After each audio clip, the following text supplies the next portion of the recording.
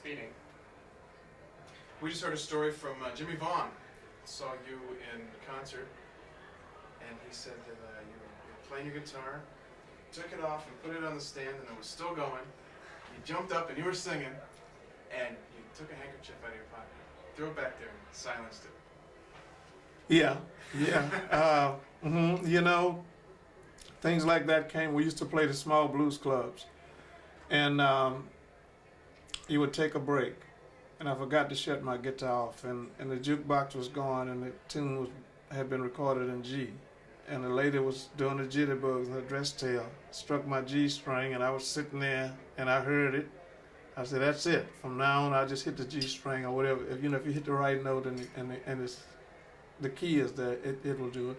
Anything I silenced it. I just learned craziness with a guitar. I'm not one of the greatest guitar players. I wanted to be an entertainer because people now want to see their money worth.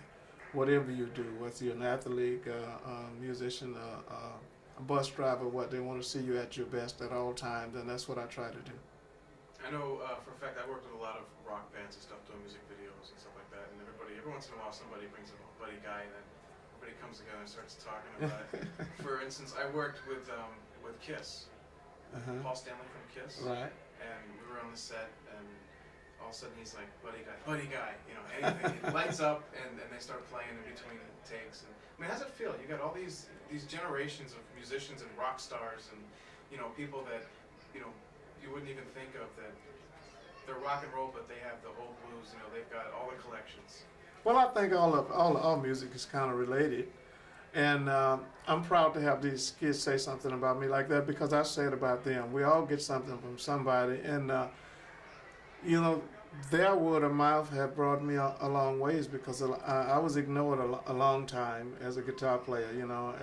Except that Muddy Waters and all them was bringing me into chess to play behind them and so on. And that never did worry me. I would have liked to have been where I am today 20 or 30 years ago, but I didn't have no control over that. I'm very religious, and I think God got it set for you.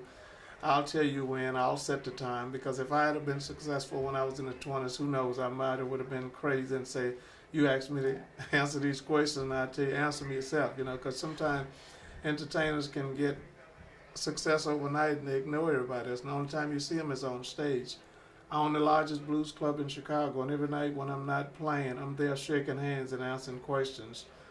And I think you owe that back to the fans. And my playing and my way of life is never going to change. When I go to shoveling snow in Chicago, cutting grass, my neighbor come over and say, "You're not supposed to do that." I say, "Who am I?"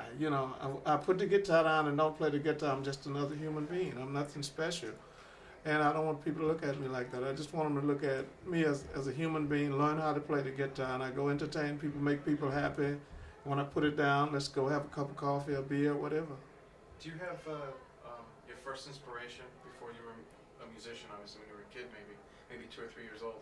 Do you have anything where in your mind where you said, "That's it, that's what I'm going to do"?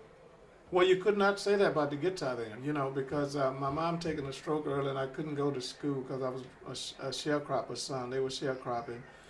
And a guitar was the least instrument you thought could go places. Back, matter of fact, it was nobody making a lot of money as a musician. Then I learned how to play guitar for the love of music, not the love of money. And all of a sudden in the 60s, that's when music exploded. You could make millions and millions of dollars if you were good and at the right place at the right time.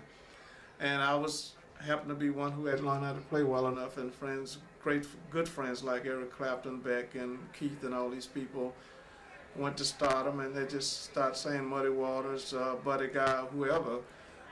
We learned this from them, and I'm very proud of them for saying that. And I'm very happy at it because this is what I love better than anything else. But I worked, man. When I got discovered by a manager, I was driving tow truck, man. And it took him a long time to convince me that I was good enough to come out here and entertain people enough for them to support me or pay a fee to come and see me because I played so long for nothing. I thought that's the way you're supposed to do it. Yeah. I love the music. Thank you. Thanks. Thank you very much.